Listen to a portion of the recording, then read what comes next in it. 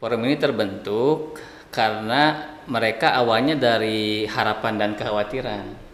Harapannya ada PP 56 tahun 2012 di mana tenaga honorer itu bisa diangkat secara otomatis. Melalui proses verifikasi, dihitung dengan masa kerja, profesionalisme dan sebagainya. Itu jelas di dalam PP 56. Tapi di sisi lain ketika proses perpanjangan kontrak itu mereka disodorkan dan menandatangani tidak menuntut untuk diangkat menjadi ASN. Saya sebagai anggota dewan ya punya pemikiran tidak boleh tenaga kesehatan ini terutama honorer ya yang karena ada kebijakan P3K terus ada yang dirugikan.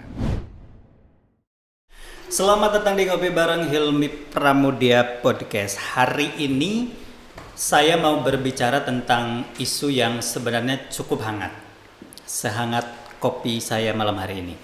Jadi kalau misalkan Anda melihat beberapa pemberitaan yang juga kami sempat mengikutinya di Garut, ada ribuan tenaga kesehatan honorer yang demo gitu ya di gedung dewan.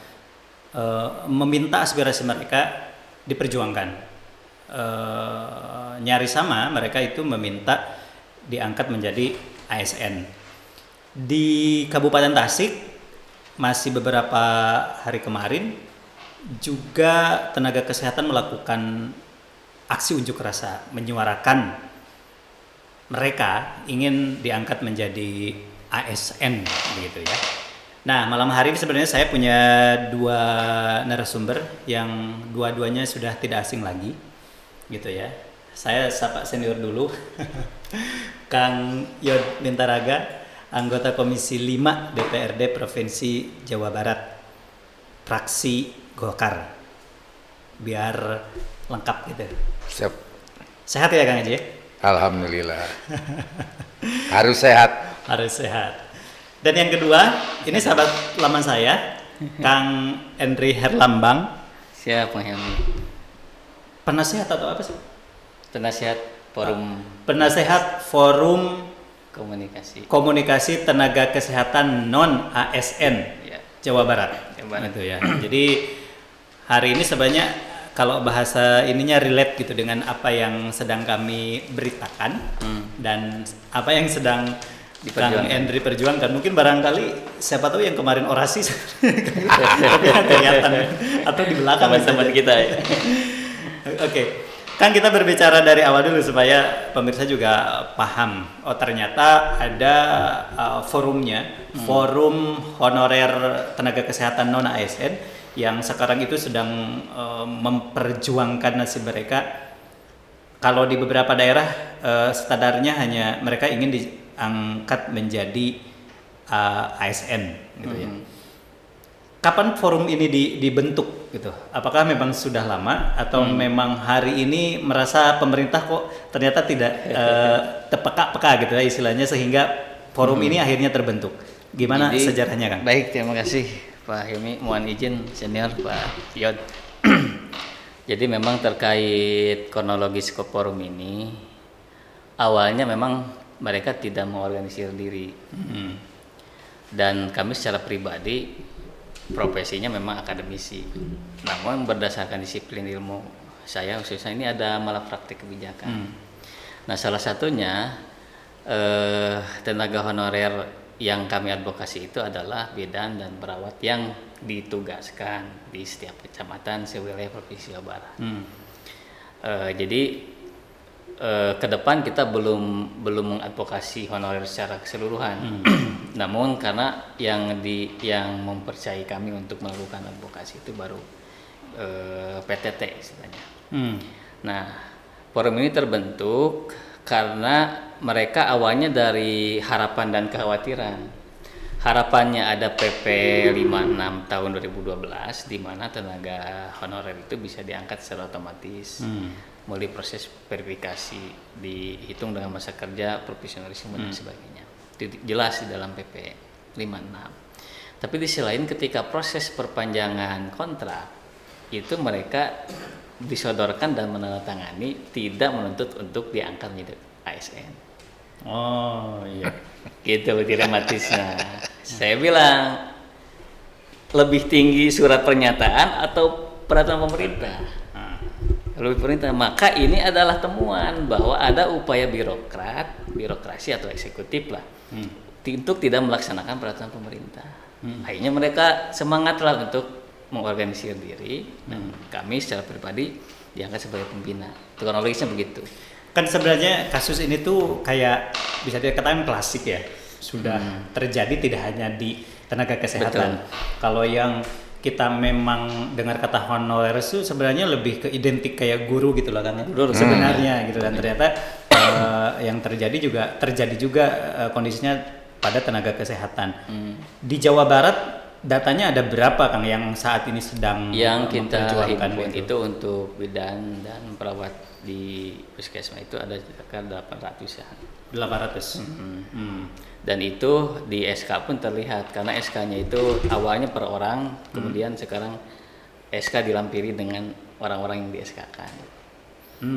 Itu kalau kebijakan mengeluarkan SK-nya berarti masing-masing pemerintah daerah? Itu oleh provinsi. Oh, jadi betul. status honorernya di provinsi, cuma penempatannya di puskesmas. Gitu. Pergerakan yang hari ini dilakukan oleh mereka, yang kemarin di Garut yang saya pantau, kemudian yang di Kabupaten Tasik, responnya sudah seperti apa? Apakah ada sinyal-sinyal atau sebenarnya masih tetap dengan saling lempar? Karena kita tahu bahwa kebijakan menentukan ASN dan tidaknya kan sebenarnya ada di pusat kan. Itu seperti apa progresnya? Makanya sebenarnya teman-teman ini awalnya mengalami traumatik, Pak. Karena pernah ada beberapa pihak yang membantu, namun buntu, bahkan hanya menghabiskan kos aja, kesannya orientasi iuran anggota saja. Nah, sedangkan yang kami lakukan adalah bahwa solusi itu tetap ada di regulasi. Jika ada teman-teman yang mau melakukan aksi, bagi kami itu instrumen pendukung, bukan substansi. Boleh-boleh saja gitu. Namun yang menjadi substansi adalah regulasi, dan kami apresiasi DPRD provinsi sangat responsif terhadap usulan kami sampai terciptanya Raperda. Dan di dalam Raperda itu kita dimintai kemarin di hari Jumat, dimintai pendapat hal-hal apa saja yang perlu diakomodir agar Raperda ini menjadi solusi bagi semua. Gitu. Kami pun sempat menyampaikan, dan besok pun ada acara juga. Oke. Kalau misalnya ngomongin tadi ya, saya melihat memang masalah itu kayak semacam masalah klasik gitu.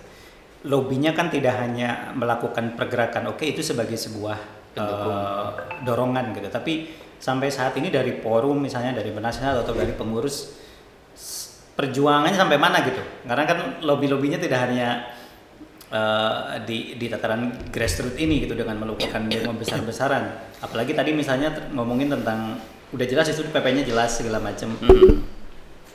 Pemerintah seperti apa memang melihatnya, Bang? Kalau saya melihat begini, kekuatan hukum itu lebih kuat daripada kekuatan massa. Walaupun kami beranggotakan 800 orang, tapi kami yakin kalau menggunakan jalur regulasi, apalagi sekarang sudah tercipta Raperda, ini lebih efektif.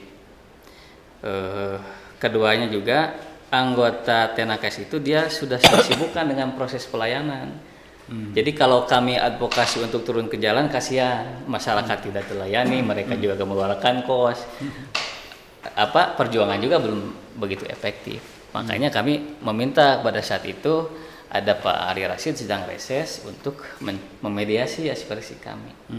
Dan dibantu oleh Pak Yod. Sekarang kita sudah punya Raperda, tinggal konsen saja ke sana gitu. Okay. Jadi ibaratnya si lemari ini sudah tinggal nyirlak begitu, tidak perlu lagi tebang-tebang pohon lah gitu. Okay. Gitu Kang katanya. Kalau ngomongin curhat-curhat kan memang tempatnya adalah di legislatif lah gitu istilahnya.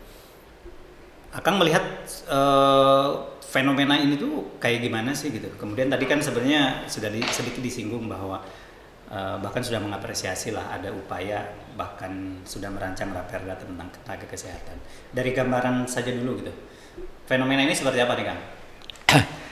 Ya, sebetulnya jauh-jauh kita sudah memikirkan tentang pengelolaan tenaga kesehatan. Jadi saya awalnya tidak tahu ada kebijakan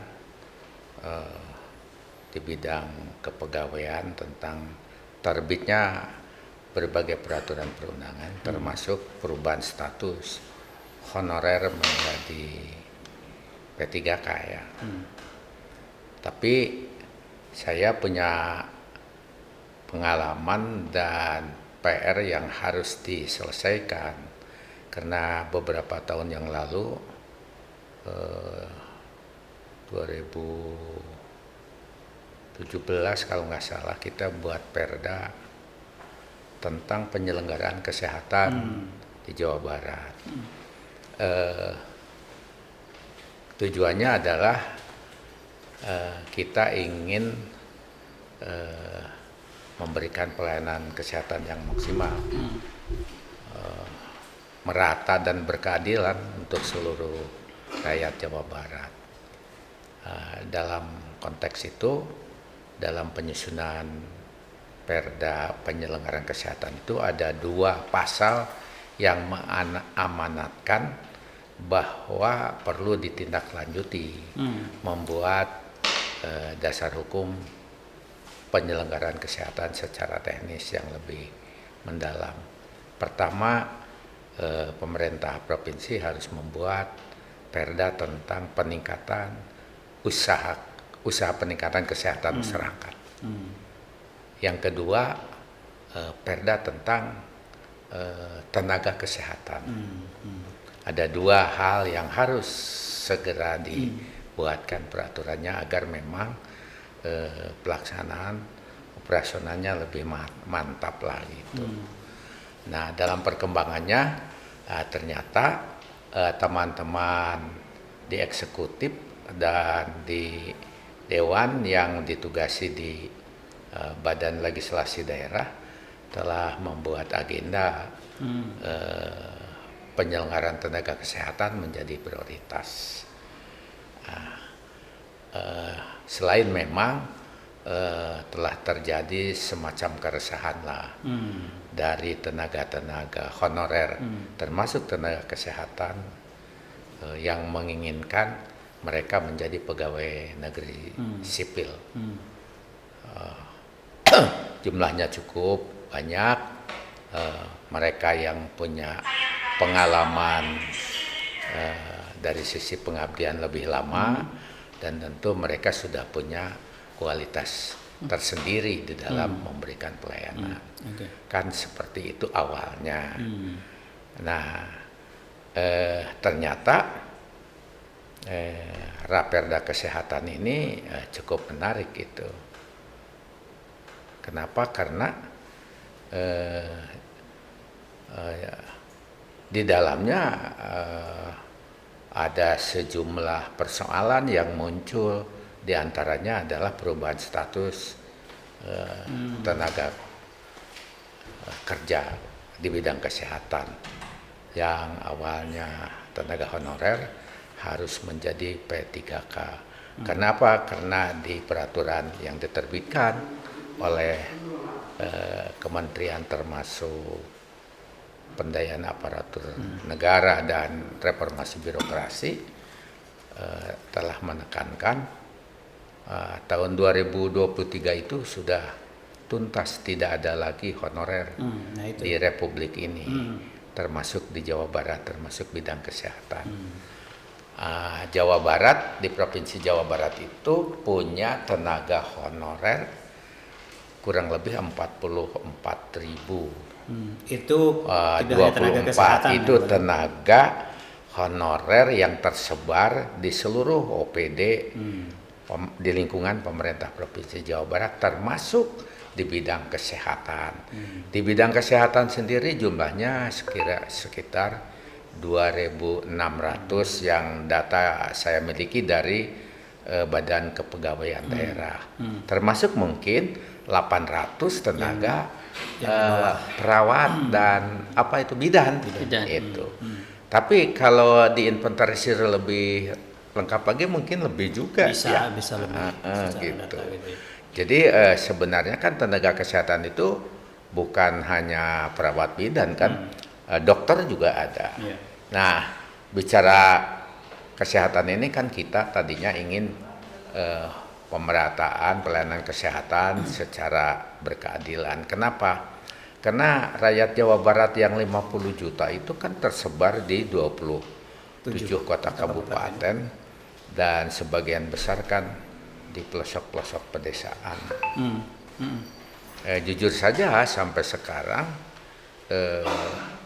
masyarakat yang di pedesaan itu belum menikmati maksimal tentang pelayanan kesehatan itu. Sulitnya terjangkau, apalagi ingin mendapatkan pelayanan kesehatan dari tenaga-tenaga yang lebih spesialis. Kurangnya dokter spesialis, subspesialis, baik itu di lembaga-lembaga pelayanan kesehatan yang dimiliki oleh pemerintah provinsi, kota kabupaten. Karena memang sulit mendapatkan tenaga berkualitas seperti itu, terutama dokter. Ya, kalau ngomongin soal dokter, masalahnya gini kan, orang kan tahu bahwa pendidikan dokter itu kan mahal banget. Ya. Problematikanya ada di sana. Ya, begini, dokter ini kan mahal, sehingga dalam melaksanakan pengabdiannya juga tentu harus dibayar mahal. Kira-kira gitu lah. Kira-kira kan gitu. Mana ada atau sulit lah kita mendistribusikan dokter-dokter yang punya kualitas spesialis apalagi subspesialis karena harus dibayar mahal.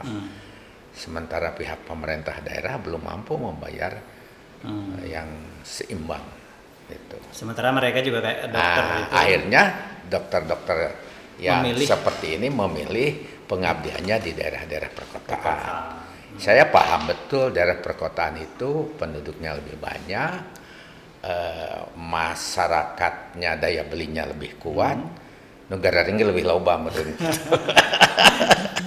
Jadi walaupun dia bekerja di rumah sakit dan lain sebagainya yang mungkin salarinya sama saja sebetulnya tidak terlalu besar, tapi dia bisa berpraktek, bisa lebih produktif di lingkungan masyarakat yang memang pasiennya jauh lebih banyak dan mampu membayar dibanding hanya mengandalkan gaji yang memang difasilitasi dari tempat. Jadi kalau dokter di daerah-daerah pedesaan kan rakyat bisa membayarku hasil pertanian, dibayar ke seluruh bumi gitu ya. Iya, sebumi kan seperti itu. Okay. Ini makanya kita harus hadir mengatur tentang distribusi tenaga-tenaga kesehatan jauh lebih baik lagi sehingga masyarakat yang ada di pelosok mudah mendapatkan pelayanan, tidak harus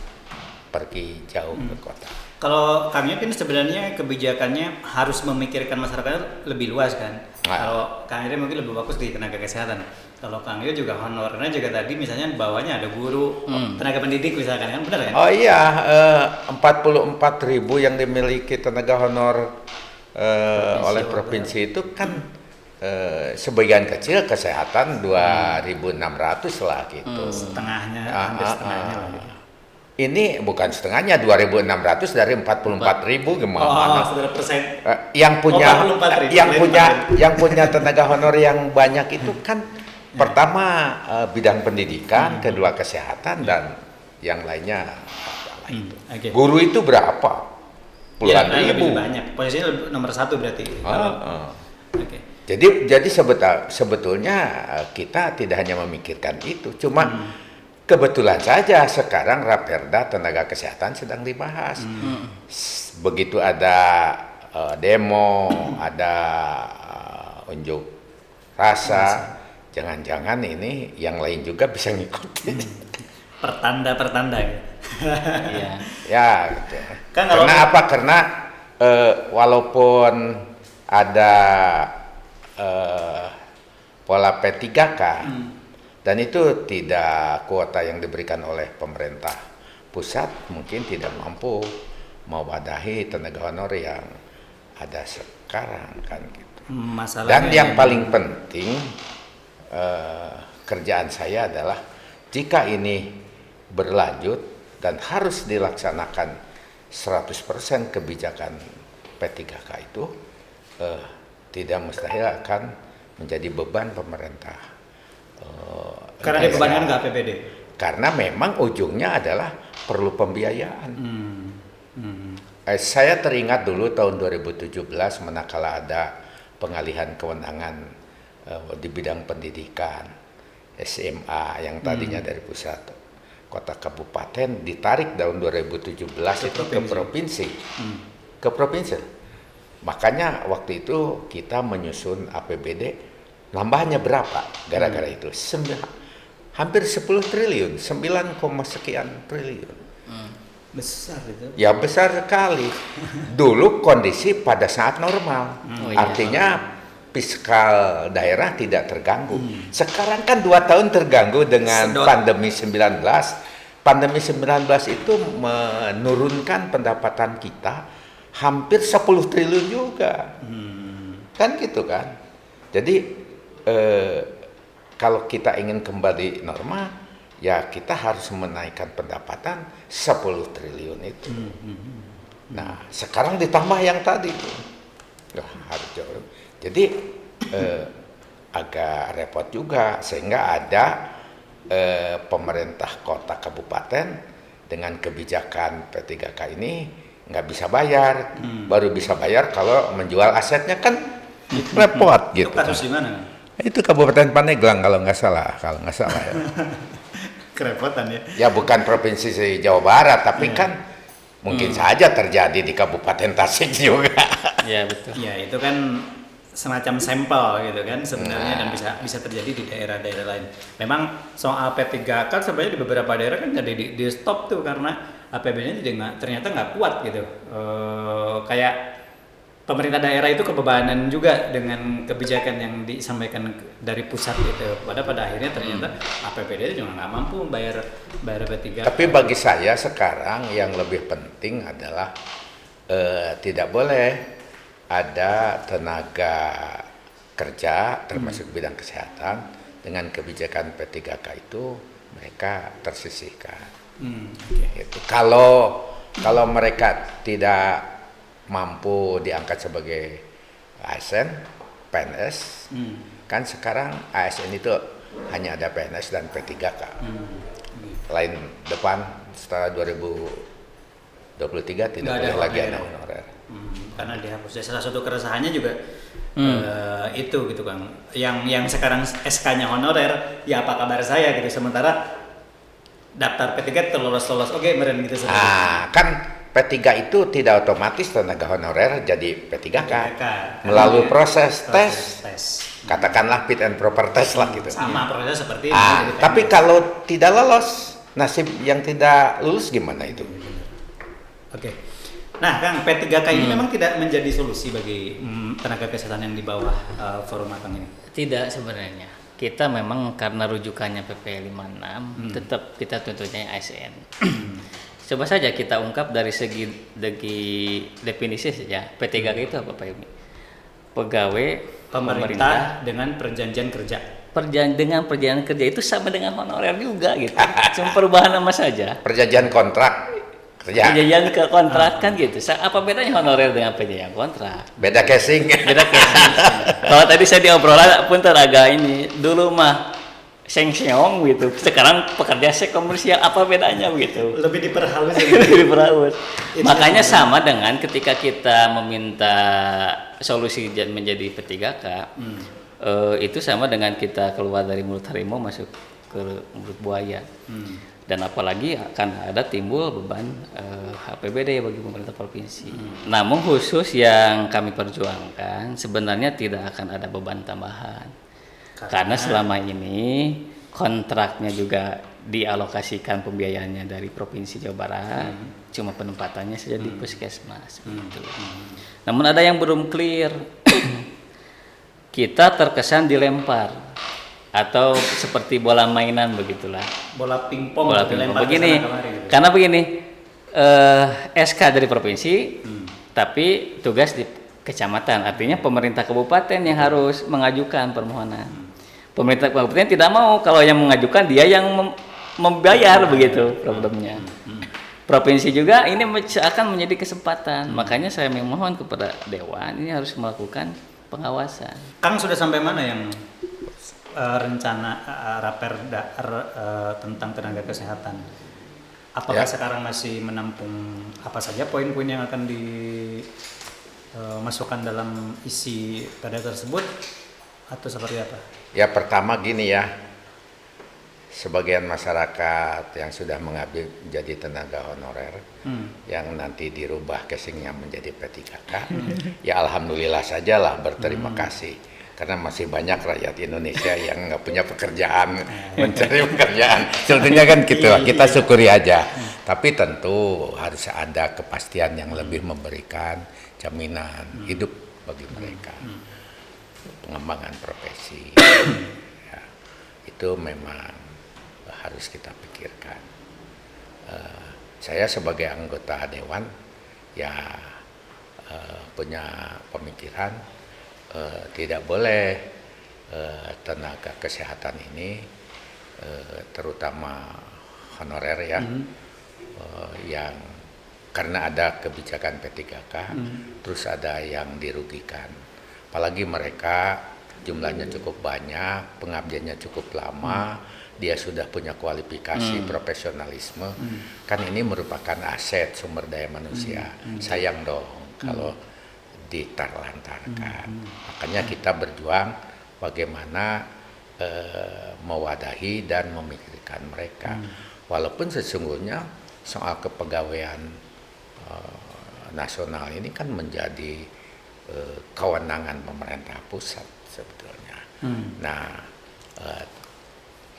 kita ingin mencari solusi kalau mereka tidak bisa diterima oleh P3K semua harus seperti apa. Nah, saya udah berkomunikasi dengan Badan Kepegawaian Daerah, ini sedang dianalisa ulang, dilakukan kajian kembali seperti apa kemungkinan mengatasi ini.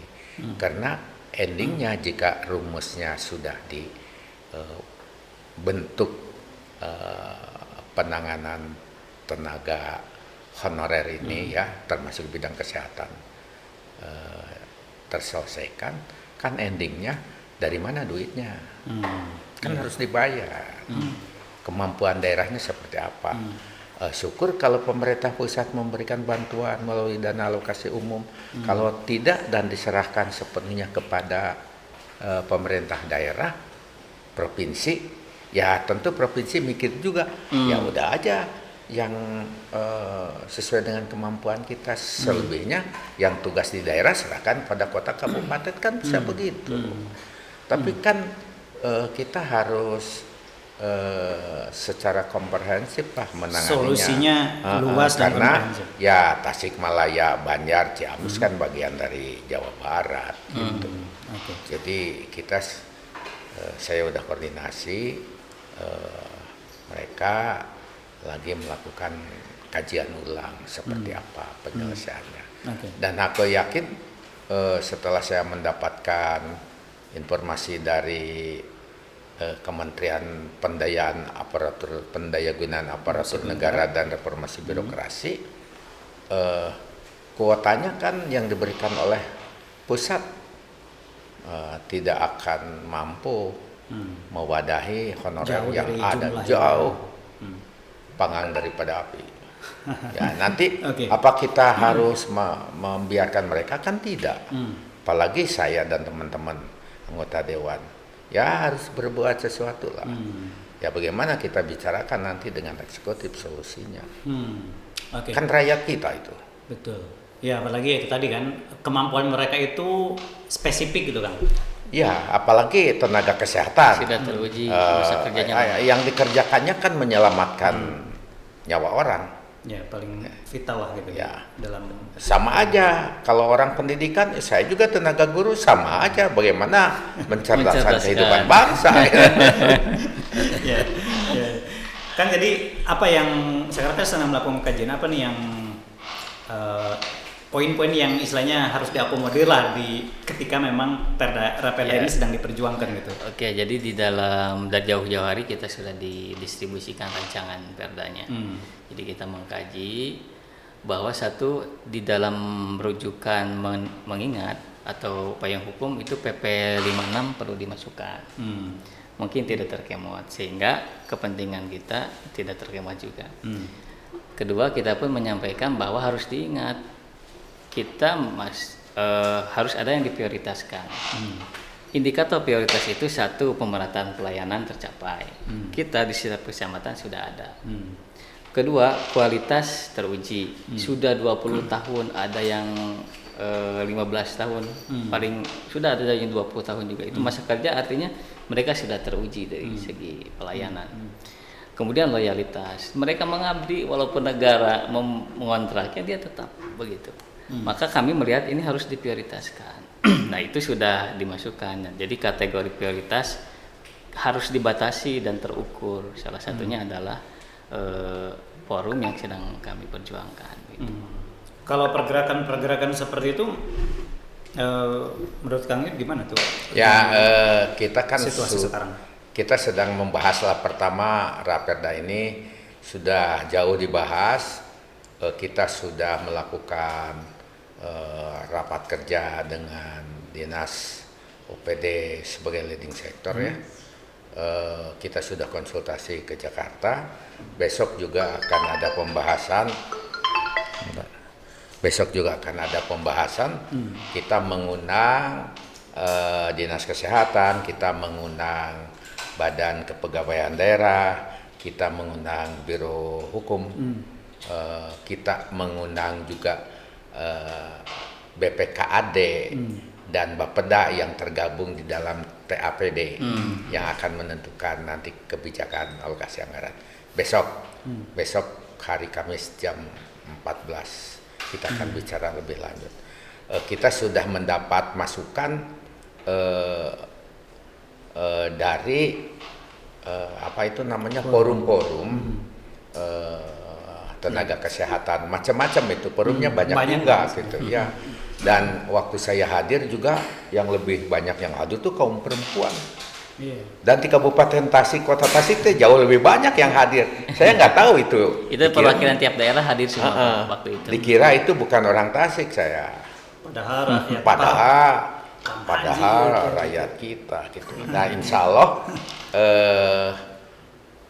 saya kira teman-teman dari profesi di bidang pelayanan kesehatan sudah memberikan pikiran-pikirannya. Kita coba nanti di dalam rumusan batang tubuh peraturan daerah itu memberikan aturan-aturan yang ya bisa mampu memenuhi keinginan-keinginan mereka. Apa kira-kira hiburan lain atau angin segar misalnya pemerintah berbaik hati selain dijadikan mereka ASN gitu? Kira-kira kan ketika memang pada akhirnya selalu menutup mata, ini perjuangan itu panjang. Iya, terkait undang-undang ASN itu di dalamnya mengatur tentang pengadaan ASN dengan P3K. Jadi kalau mau mengimplementasikan harusnya kata yang depan dulu ASN dan P3K. ASN dulu dong yang harus menjadi bidikan begitu. Jangan yang opsi terakhir dulu begitu. Jadi tetap ngejarnya ke aturan. Karena kita bisa beradu di dalam kualitas dan pengalaman. Tapi kita ragu kalau beradu di dalam tes tulisan. Ya itu karena kan udah lama kita lebih pada praktisi daripada teoritis gitu.